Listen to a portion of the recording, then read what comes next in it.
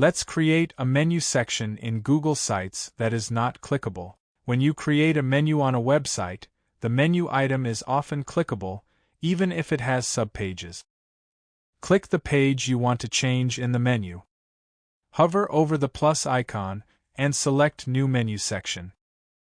Use the same name as the menu item you want to replace. Then move the subpages from the old menu item under the New Menu section.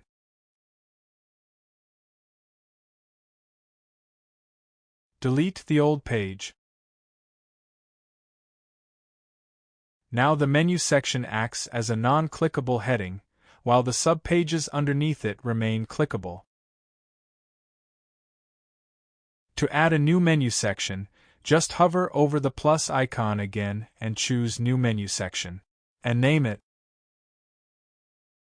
Select it and add some subpages under it.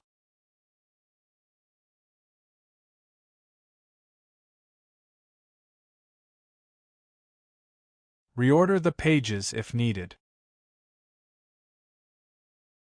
Now your menu is organized and easy to navigate.